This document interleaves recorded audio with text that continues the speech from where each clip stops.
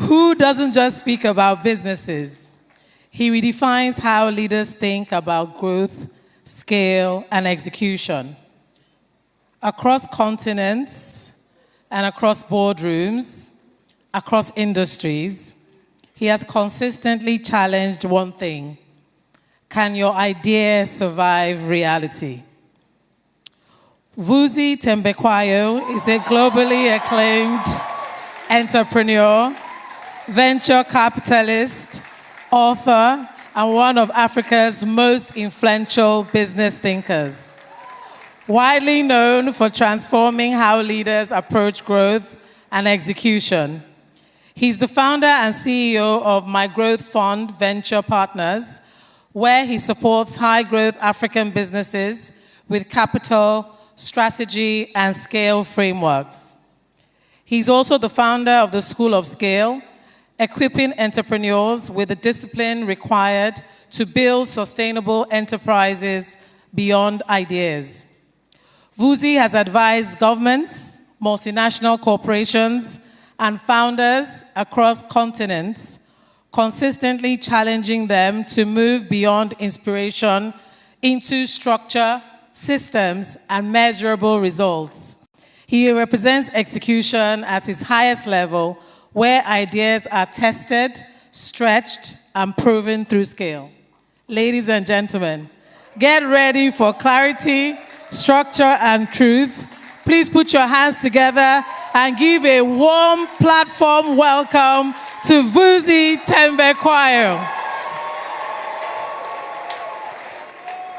Come. Thank you so much. You're welcome. Thank you.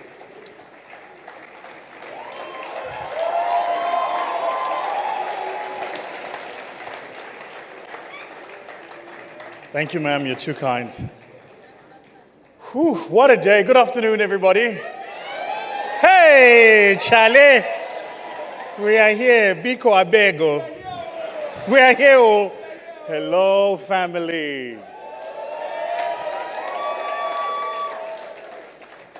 All right, let's get started. I'd like everybody to take a seat, if you don't mind. I have 5 ideas that I flew 11 hours and prepared 50 slides to come and share with you. And I have to do all of that in exactly the next 30 minutes. So with your permission, I know I'm good, you know I'm good, we all know we're good. We're going to get right to the meat of what we're sharing today. Is that fair? Excellent. I need my clicker, Emmanuel, to get my slides to move. There's no clicker here. There's microphones, which I'm happy to speak into. But it'd be great for me to get the clickers. So before we get started, can I just say, this morning my experience in traffic was much better. Much better than last time. I'm not sure if it's something the government has done or if it's because they removed the fuel levy. But whatever it is, it's Workers' Day, indeed. Secondly, can we acknowledge my brother, Pastor Portia, for putting this together? Come on. Yeah.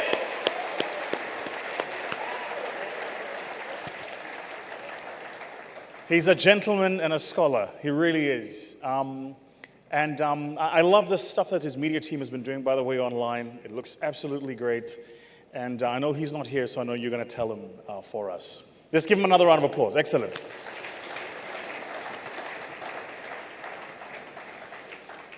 The third thing I wanted to say before we get started, and please, chaps at the back, you're not allowed to run my time yet, because I'm still waiting for my clicker. So as soon as my clicker comes, then you can time me down. I'm already timing myself. Thank you so much, ma'am. Can we give her a round of applause? Great work. The third thing I wanted to say is this. You should have the privilege of being offended in life. Offense is good. Because offense means one of 2 things. 1, that you care enough about whatever is being said, or 2, that what you have believed has been so wrong that you're being challenged. So I gave myself one very simple mandate coming here for my third platform: to offend you. That's all I came here to do. And I hope that in our time together, you're going to be offended. Chaps, if you can put up my slides, please, that'll be great. Let's get started. So I hope that in our time together, I'm going to share with you some ideas, share with you some principles, share with you some thinking that should offend you. You should have the privilege of being offended. Offense is fantastic. So on screen, typically what they do, my team forces me to do this, like, introduce yourself. I'm like, people know who I am. I know who I am. But I have, by God's grace, the privilege of being the founder, no longer the CEO, but I'm the founder and chairman of our School of Scale. This is our accelerator program that we first started when we were actually forming our venture capital firm circa 2016. We celebrate 10 years this year in our VC firm, My Growth Fund. Thank you. To God be the glory, truly. But we started first as My Growth Fund Accelerate because we were helping entrepreneurs that we had invested in. Because here was the problem I realized, Pastor Porter. The problem was this. We were taking this money and investing it in these businesses. And for our first fund, we couldn't get institutional backing. And so I was lucky that I'd exited a business. So I took my own money and I thought, well, if they won't give me the money, I'll put my own money down and I will prove the thesis. And here's what I found. I found that there was a correlation, not necessarily a causation, but there was a correlation between entrepreneurs, their race, background, and their propensity for success. That if they were young, black, female, and from a poor background or from a village, they were most likely to fail. And then I realized that all of the white male entrepreneurs that we were helping, investing in, who were scaling businesses, weren't celestial beings. Nowhere in the Bible did it say that on the 8th day God invented them. They were just like you and me.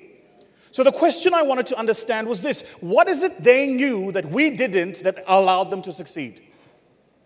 First, I was offended, then I spurred into action. And over the past 10 years, we have refined our work, refined our thesis. We have tested it so well that today the School of Scale is in South Africa, we're in Ghana, we're in Kenya, we're in Zambia. We just opened an office in Jamaica because we've signed a massive deal in the Caribbean islands, and our head offices is in Delaware. So I can speak about the work we do with some semblance of certainty. We know what works. I'm going to share with you a little bit of that today. I also have this podcast called Ideas That Matter. Here we are, there we are.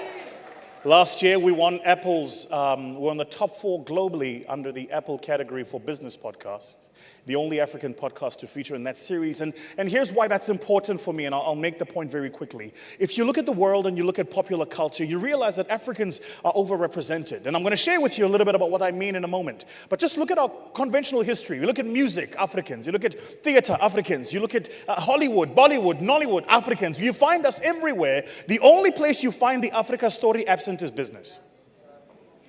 You look at our politics, Africans. Liberation movements, Africans. But the minute you talk business, commerce, P&L, balance sheets, suddenly the African voices are few and far between. And here is the problem. Every single one of our ambitions is not possible unless we control resources. And secondly, we come from the world's most resource-rich part of the world. How can we have the resources but be poor? Something is broken here, comrades. Anyway, I also chair Watermark Africa Fund. That's our private equity firm, now year 6, based out of the DIFC in Dubai. And most recently, I've been raising a fund called 154. I'm very proud of the name, by the way. 154, one continent, 54 countries. It's a Pan-African fund that targets family businesses, and effectively what we're doing with our thesis is we're looking for family businesses that are in generational transition. There is something fascinating happening in the world at the moment, and it's even more acute here in Africa. Generational business owners, family businesses, the person who founded that business is no longer old enough to run the business, but typically what's happening is their children don't want to run their business. They've all become chartered accountants and lawyers. They've gone on to work in other parts of the world, and yet they've built these businesses that are the bedrock of many of their economies. And so we're just about to hit first close in that business, and I'm very, very excited. And then apart from that, I write some books, nothing major to mention there, sold over 1 million copies. You know, God is good. God is good. All right, let's get started. Just to make sure that we're all on the same page and to prove to you that I'm not an AI, and knowing how long you've all been sat down, I'm going to play a little game with you. I'm going to give you some emojis. The emojis are going to be a brand, and if you know the brand, just shout it out. Here is the first one. What brand is this?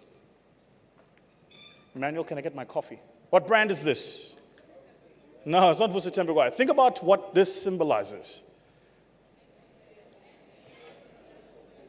Netflix. Come on, use your third brain. Here's this. What about this one? What brand is this? Thanks, Manny.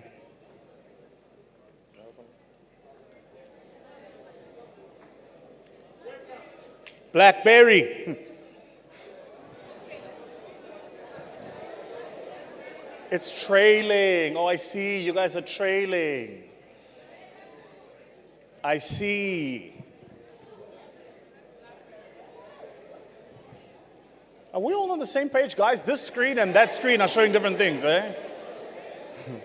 Red Bull. All right. Now here's what it is that I want to speak to you about today. If you have a pen and paper, I want you to write down these two words. These are the two words that I'm going to speak to you about today. Put it back on screen, guys. Don't take it off, please. Very important. I need it back on screen consistently. I see. You're having a problem with the run? We go back. There we go. These are the two words, guys. Founder's mindset. Founder's mindset. This is what I came to talk to you about today. My thesis, which I hope offends you, is that not every single business owner is a founder. Not every single entrepreneur is a founder. Not every single leader is a founder. There are a set of things that make founders different. The most important of these things is that founders know that there will come a time when the thing they have founded has outgrown them. In fact, they build it intentionally so that the thing they have founded outgrows them. And so my challenge for us here today is going to be sharing with you what is in the mindset of what it takes to be founders, and how founders build and scale their businesses. Manny, can I get like a tissue or something to wipe while I'm up here? That'll be great. Thank you so much. The greatest poet of the 20th century, a man whose contribution to poetry outpaces William Shakespeare and T.S. Eliot, a man whose contribution to poetry outpaces many of our best poets, including Rumi, by the way, is the man who, in my opinion, is the greatest poet of the 20th century. His name is Jay-Z. That was a joke. But Jay-Z says, men lie, women lie, numbers don't. I'm a numbers guy. I live in the world of numbers. I spent most of last night running a Monte Carlo simulation on our recent capital raise. So I'm going to share with you some numbers here today. Now, for any of you who ever find yourself raising capital, I'm going to give you a little tip here. Don't forget, there's one of two things you need to do when you show numbers. First, if it's on a graph, it must be true. So always present your data on a graph. Secondly, if it's a statistic, always share it within 2 decimal places, because 69.98% just sounds a lot more certain than 70%. I'm giving you tips here. Write this down, right? They're not paying attention, you know. Right. Some work done by PitchBook, and they're a publication that talks about the world of capital markets, venture capital, small businesses. They did some work to look at the number of deals that have been done where companies that were founder-led were bought. This is the actual graph of what that looks like. It starts in the year I was born, the year of our Lord, 1985, and goes up until May 1924. I'm going to break it down for you. Don't worry about it. Just let me help you understand it quite quickly. This is the number of actual mergers and acquisition transactions done every single year for all of these years. Said differently, there is more money looking to back founders' businesses than there are founders building businesses. So if you're not attracting the capital isn't the problem. You are. And a lot of what that you are has something to do sometimes with the business you're starting, often with the timing you're raising money, but more important than not, with the geography of where you're actually based. I'll show you what I mean in a moment. So again, I'm a numbers guy. I broke these numbers up into the trend lines, and I looked first at the first quartile period, and then I looked finally at the last quartile period. And what do you notice? Between 1985 and circa 2000, by the year 2000, there were 40,000 deals. 40,000 deals where money was buying businesses led by founders. There was only 12 months in a year. So that's about 3,800 businesses being bought every month. There's only 4 weeks in a month. That's about 1,000 businesses a week. There's only 5 working days a week. That's 200 businesses every single day, somebody transacting and buying a business that somebody has built. And by the way, none of these people are angels. They are just human beings. They're just like you and me, and they just figured out a way. And that number had grown. By the time we got to the year 2020, it was around 60,000. These numbers are, and it's going to increase. I'm not sure if you're aware of this, so I'll share it with you very, very quickly. There is a statistic that says, over the past 5 years, the United States has printed, listen to this, the United States over the past 5 years has printed 50% of US dollar currency that it has printed since the existence of the United States. The comrades are not following me. The United States was founded, you could argue the time, but it was founded circa 1776 at the Gettysburg Address. Abraham Lincoln, 77 years ago, our forefathers set foot on this continent and brought forth a new nation. That was 1776. And between 1776 and 5 years ago, all of the money that they printed, for all of the problems that they printed, all of the USD that ever went into the global economic system, not only physical money, but digital money that goes into your computers as well, until 5 years ago, they have now printed half of that over the last 5 years. There is more money today than there are good ideas and good founders, and I am absolutely certain of it. The question is, how do we unlock it? And that's what it is that I came here to share. Well, first we need to start with where we are. Let's look at your own economy here. What are you guys? $340 billion economy, give or take. It depends on what's happening with the Naira. I can't laugh, but I laugh.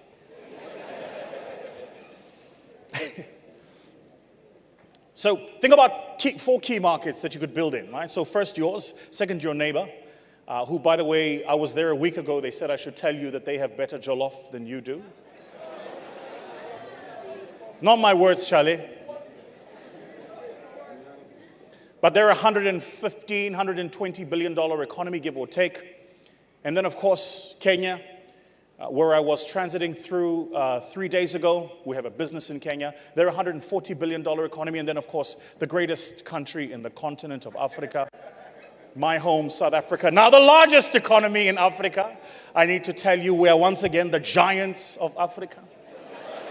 I just want to remind you that there are two countries in Africa. It's South Africa and everybody else.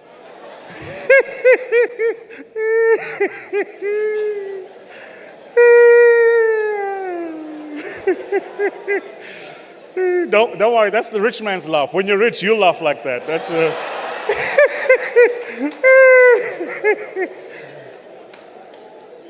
See, when you're poor, you laugh like you're fighting. Ha ha ha ha. No, I don't.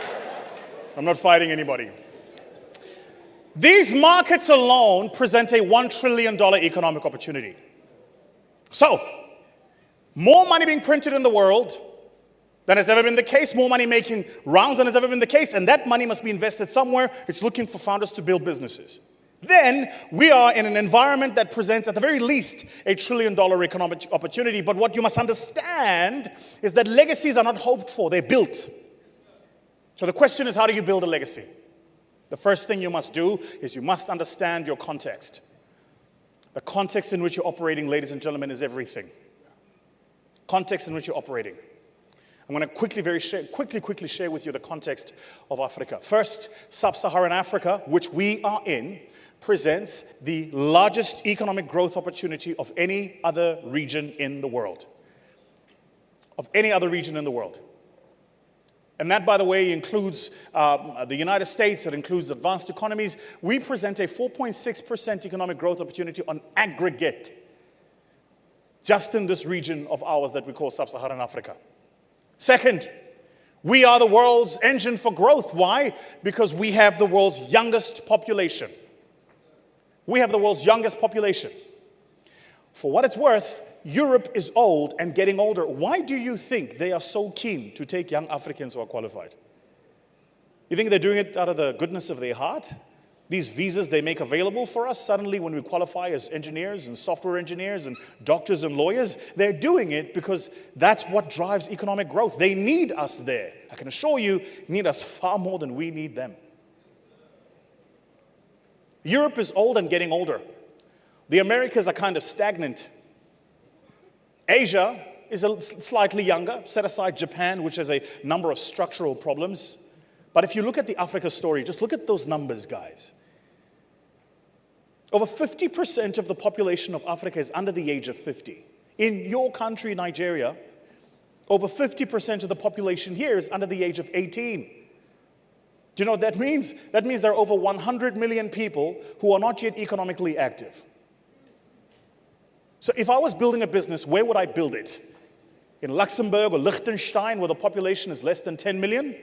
Or would I build it in a place where the population of people who are not yet economically active is over 100 million alone? The problem with us is we don't know how to execute on this opportunity. The data's there. How do you execute on it? Second point I want to make. Standards of living are improving. Most of us here, I imagine, didn't grow up in urban areas, but you live in one now because we're all urbanizing. We're all moving to the urban centers. Our standards of living are improving. Our connectivity is improving. Suddenly we have the internet. We can download things, and internet speeds are getting faster. I see you guys let that South African guy called Elon Musk come and launch Starlink here. You should have listened to South Africa. Because I want to believe that he's done something like triple the prices over the past few months that he's been here. Good luck. Good luck. You're going, hey, you don't know what you've done to yourselves. Us as South Africans, we shall watch you suffer well. Third, where will this engine for growth come from? So I'm going to give you two comparative analyses. The first I'm going to do is show you the world's largest companies 10 years ago and circa now. And then I'm going to ask you, what does this look like in Africa? These are the world's largest companies in 2011. And what do you notice? Of the top 10 largest companies in 2011, only three are technology firms. The other 7 are not technology firms. Now fast forward 10 years. And suddenly 10 years later, only 2 are not technology firms. This was 2021. This is pre the IPO of SpaceX, which is about to take place. It'll be the largest IPO in the history of IPOs. Until recently, that record has been held by Saudi Aramco. A lot of people don't know what the Aramco in Saudi Aramco stands for. It's the Arab American company, because it was the Americans that helped the Saudi Arabians actually create much of what is today their oil industry. Their relationship goes back many, many decades. This is the world. Fast moving and moving into the technology space. Now look at us. Come to Africa. These are Africa's largest companies. Of course, dominated by South Africa. Of course, dominated by South Africa. Just sharing with you that you guys don't feature there. Nah, I joke. But what do you notice? About 3 of those are technology businesses. Much of them are actually agricultural and mining businesses, because the truth is, Africa is still an economy of holes. That's what Africans are really good at. We're very good at holes. We're good at digging them and pulling things out of them, mining, or digging them and planting things into them, agriculture. It isn't to say we shouldn't use the technology advantage, but it is to say we need to play for the game we have been gifted. So I came to ask a question: who here is going to build the business for the future? So that was the first point I want to make. Second point I want to make. Capital follows scale. Capital follows scale. Tosin was talking earlier about his journey at Money Point. And what did you notice when he first opened his presentation? He shared with you guys the macro data of how big their business is. He wasn't sharing that with you to impress you. He was sharing it with you to let you know capital follows scale. He's been able to attract the capital he's been able to attract because he's been able to build a business that's scaled as fast as his business has scaled. I should say it's something that I'm constantly moaning about to my own peers in South Africa about. The rate at which yourselves here have been able to scale technology businesses is just mind-blowing, absolutely mind-blowing. But capital follows scale. And if capital does follow scale, then what are the 4 things you need to scale? This is what the data tells us. The first reason most entrepreneurs in Africa don't scale is because they don't know how to synthesize their operations. And Tosin was talking about it. He spoke about standard operating processes and procedures. He spoke about running a rules-based environment rather than a people-based environment. In our environment, we call it synthesizing the operation so that even if you are not at work, work continues. The second is most African entrepreneurs don't know how to implement growth drivers. Every single business has 3 things that if you did, the business grows. Everything else is traffic. And so what most African entrepreneurs do is you're managing noise. The role of a leader is to remove the noise and focus on the signal. So let me ask you here today, those of you running a business, what are the 3 things that if you did today, your turnover would double? Do those things. Everything else is noise. And if you don't know what those 3 things are, your homework when you leave here is go and find out what are the 3 things I should be doing. Third, build based on insights. This is probably the one I feel most passionately about. When you first start a business, you succeed because of instinct. But to scale a business, you'll succeed because of insight. You start a business because you feel it in your stomach. You can get a sense that something's going to move. Someone says to you, this is what we need. And so you start trying something, testing something, going to market with something, and you go, wow, this actually works. That's instinct. But what you've got to figure out are what are the tools and technologies I need to put in place to move from instinct to insight. Instinct is what I feel, insight is what I know.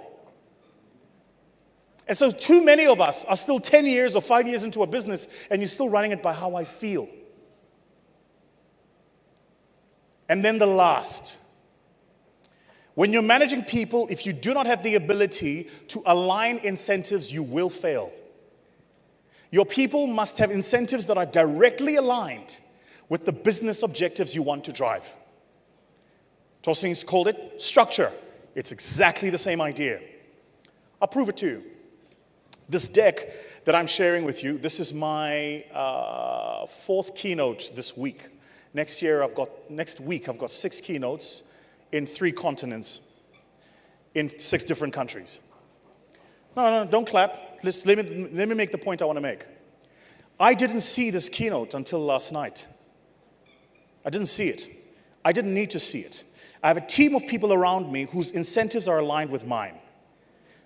In fact, my brother, when I was supposed to be on the meeting with you on the call, the briefing meeting, because this is how my process works. When a client invites me to come and speak, we jump on a call, we get a briefing. The first time, I think you were busy and had something going. The second time, I was flying somewhere, so I couldn't jump on the call with Pastor Padru. But I had 4 people in my team who jumped on my call. My head of operations, my head of protocol, my head of marketing, and my executive assistant. All of them jumped on the call. They listened, the call was recorded, it went to an AI system that we run that told us of all of the ideas and things I speak about. What are the 3 simple ideas I could speak about to synthesize it? Then it went to my design team, which is headed by a young lady who sits in South Africa, but is aided by other people who sit in India, Pakistan, and Sri Lanka. They designed the whole presentation, sent it, my quality control went through the whole process, headed by my marketing team. 2 nights ago, she sent it to me. Last night when I landed, I checked it. Synthesized operations. Now, everything I'm sharing with you is not rocket science. It's just put the system in place. So that regardless of where you're expected to deliver, the outcomes are as near as makes no difference the same. But you have to align incentives. So what does aligning incentives look like? Well, I'll share it with you. When I leave here, the good people here at Covenant Nation will get an email from my team. That email has a link. It'll direct them to a scoring sheet where they get to score me and how I've performed. And in that scoring sheet, they score my performance. Be nice. They'll score my keynote, but they will also score my presentation, my ideas, and the design. So when we come together at the end of a quarter and we're dispersing quarterly bonuses, it's not just based on who performed well based on their own feelings, but actually based on what clients have said. That way, my team has to do the right job because they get paid to do the right job. Simply aligning incentives. So you're running a business, a retail business, and while you're here, you've got somebody in your shops helping customers. How do you know that they're helping customers? We have a young man in our business who runs a business called Mon Afrique. He's a young Zimbabwean man, a young man from Zimbabwe who grew up in Zim, then moved to South Africa, started this business called Mon Afrique. And they sell apparel, but they also sell oud. They sell those very deep, rich kind of perfumes that come from the Arabias. 2 years ago, I said to him, the market here is too small, you need to move. He moved. He now has a store in Beverly Hills in Los Angeles. But I know anytime I walk past any of Chase's store, I know that if any of his salespeople see me, the first thing they're going to say is, "Sir, I have a smell from Cape Town. Would you like to smell it?" That's a sales script he's developed for the people in his team. Then when you walk into a store, they have a rule. No customer is allowed to take 4 steps into the store without somebody having a point of contact with them. Have you been assisted? Have you been helped? What would you like? Is there something I can assist you with? Come and sample this. No holds. That is a rule that is developed. Why? Because he's worked out a system to align incentives. So he's got a shop in South Africa. He's got several in South Africa. He's in the US. He's in the Middle East. But he's only one man. How did he do it? Aligning incentives. Aligning incentives. Don't worry, I'll share with you exactly how to do this in a minute. Exactly how to do this in a minute. Let's all take a deep breath. This is a lot. I know. I came with fire. Holy Ghost fire.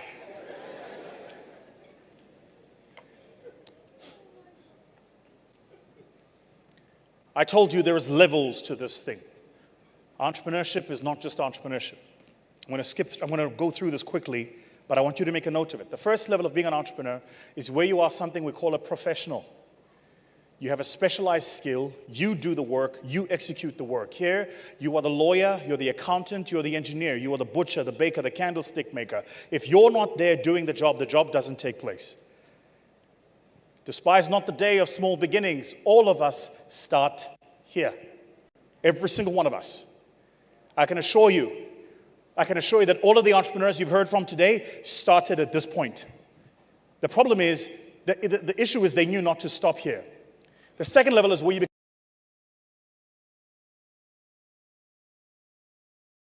If you can't take 90 days away from your business and your business still runs, you are not an entrepreneur.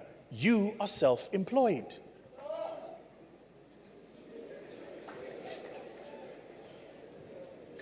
True story.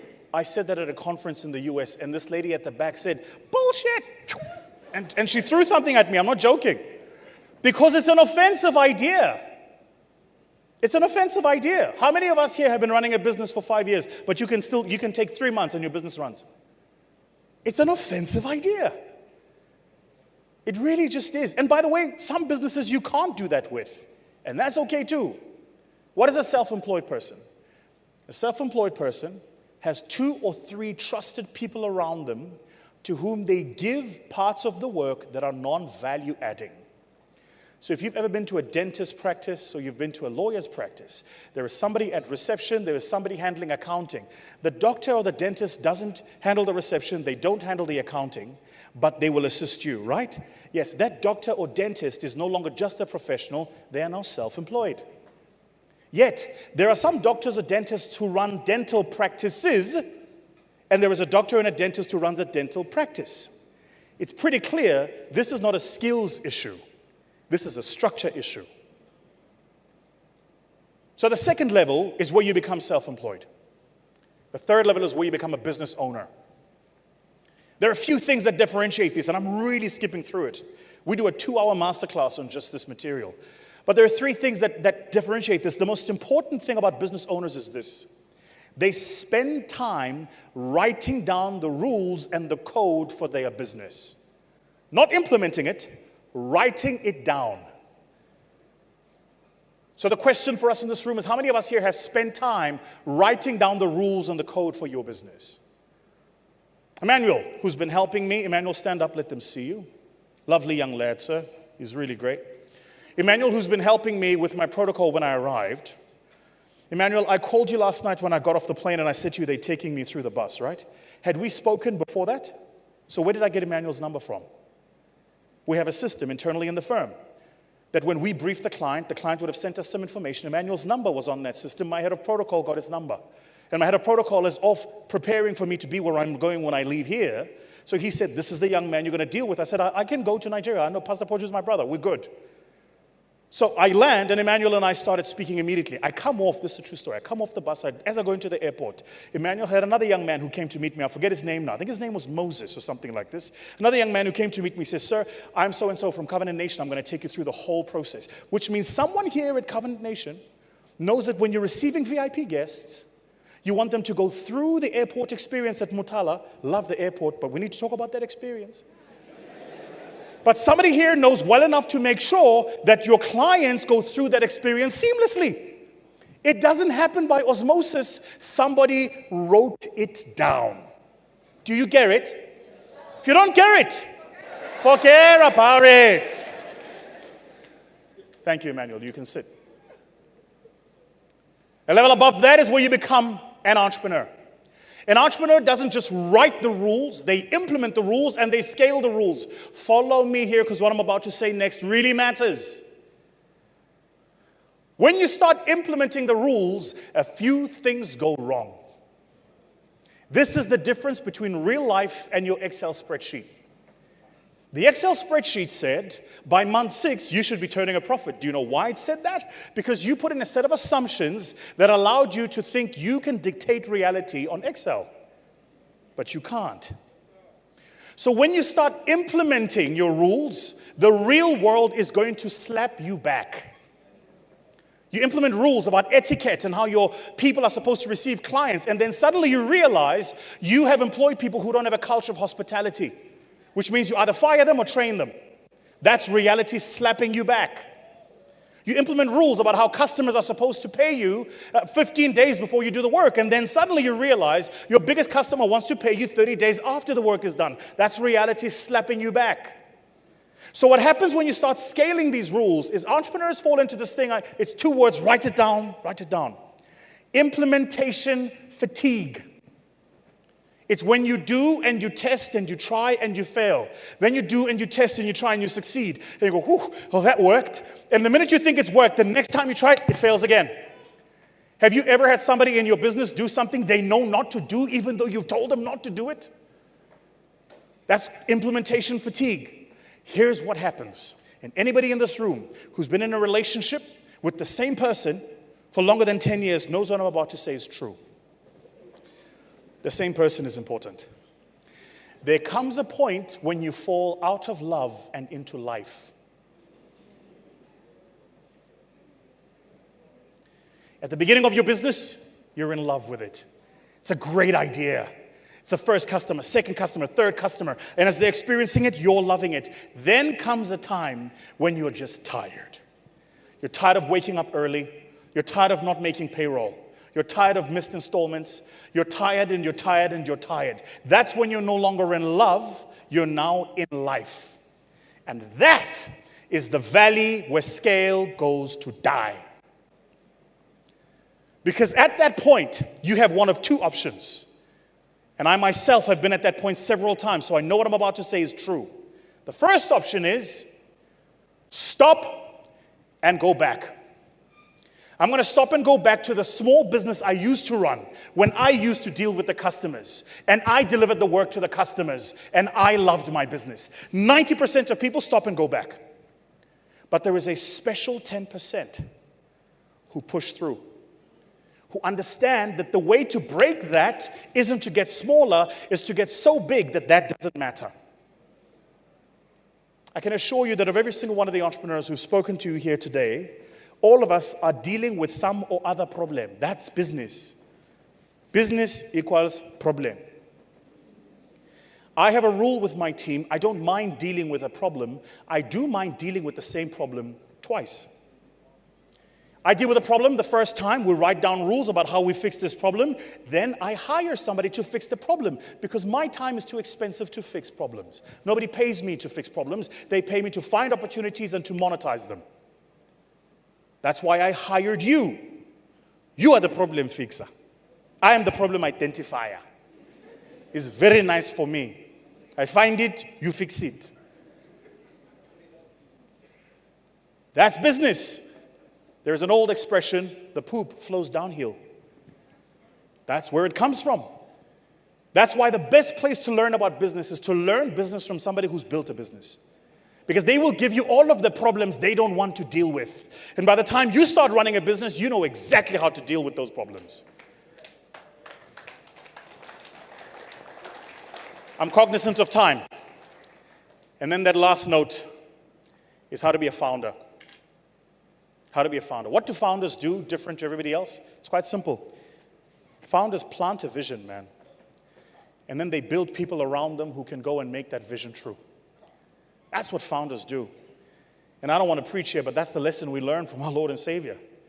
The man was only here for 3 years, and he built the world's fastest growing, largest company we have ever seen. And he did it just by training, think about it this way. He did it just by training 12 people. That's all he did. He gave them a simple idea and a simple message. And he spent 3 years with them, and he trained them. And for those of you here who are believers, you also know that each time before he would spend time training his people, he would go and fix himself first. And so the question for those of you entrepreneurs in the room is, when is your quiet time? Get off the phone, get off the social media, turn it off. Go and spend some time away, shut it off, go and spend a week away. How are you going to hear what the universe has for you, what God has planned for you when you're still streaming in and you're on the latest thing on the social media feed? I have a theory. Leadership is a mirror. Your ability to lead people is a consequence of your ability to lead yourself.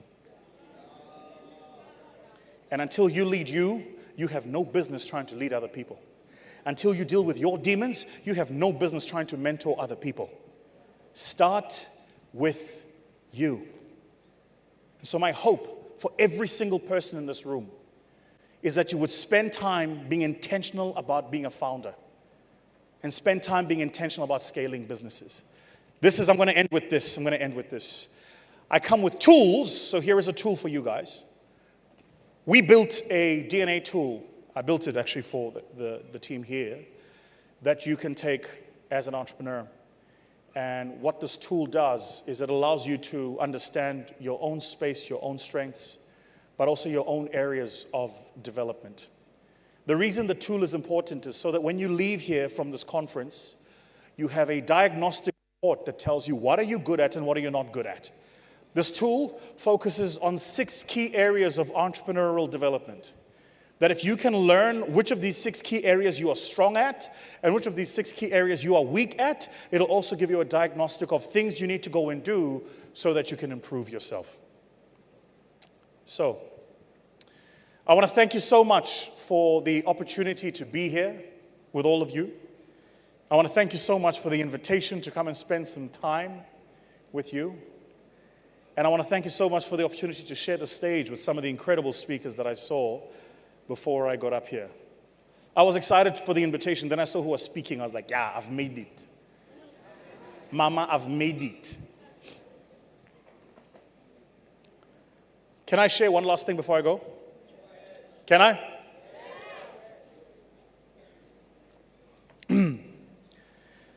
I was thinking long and hard about if I should address this before I go.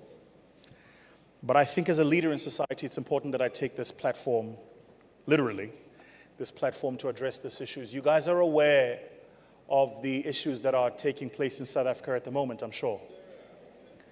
You're also aware of the tone, the language, and the texture of these issues.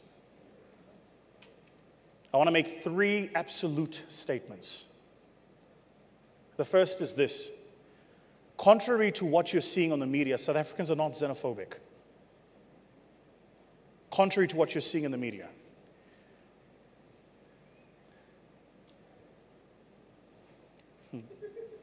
Now, that statement sounds a blasty statement, especially because of some of the things you would have seen online. I'm not saying that there are no xenophobic people in South Africa. That's not what I'm saying. I'm simply saying the entire nation is xenophobic would be missing the point. There are 65 million people in South Africa.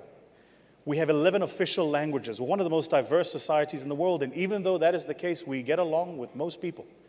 If you go and look at the largest companies in South Africa and the CEOs or boards of those companies, you will find that the CEOs or boards or C-suite executives are many people from the rest of Africa.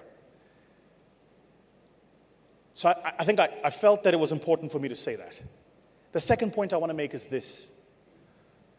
I think that there is an agenda to turn us against each other. And I think we feed that agenda when we feed the noise and the fire. And so what I'd like to think we can do is to reach across the divide, have actual conversations, understand what's happening, as they say in Kenya, kwa ground, on the ground, so we can find each other. And then the third point I want to make is this. I was in Ghana last week. I went to the Kwame Nkrumah Museum. While I was in the Kwame Nkrumah Museum, I learned that Kwame Nkrumah, the man who is arguably the liberator of Africa, the first liberated nation in the continent of Africa, was Ghana, 1957. And the man who liberated that nation was removed from power through a coup by his own people. Then I started reading about the history of your own nations, and I learned that you've had several of your own coups. And then I looked at what happened in the Congo, and I realized that Patrice Lumumba was removed by his own people. And I say all of that just to make this simple point. We as a people have to do better, man. Us as a people, dragging each other as a people, fighting each other as a people, swearing at each other as a people, calling each other names as a people, it has to stop at some point. And I genuinely hope that we can use the church as a platform to bring Africans together. Because we're different until we start worshiping under the same Christ. And so my hope for every single person in this room, my hope for every single one of you, is that you'd find the courage to be the light. Just as you and I were instructed to be. Go out to the world and be a light to the world. Sure, speak truth, but speak the honest truth and speak it to the right people. And if we must call each other out, let's do it to each other. Let's avoid the theater of the rest of the world watching us saying, you see these people again, they can't get along. That's why I'm so passionate about the work that my brother Pastor Poju does with the platform. That's why I said to you some years ago, the platform has to be the platform Africa, and you executed on that. And I think it's important that we allow men like Pastor Poju to do the work that they do, so that the rest of us can meet in spaces like this and exchange ideas, the likes of which we have done.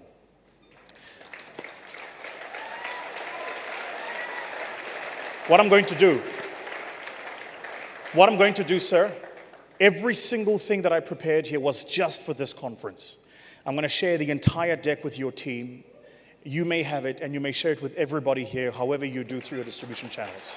Thank you so much, everybody, for the opportunity to be here. I'm truly and honestly humbled. Thank you.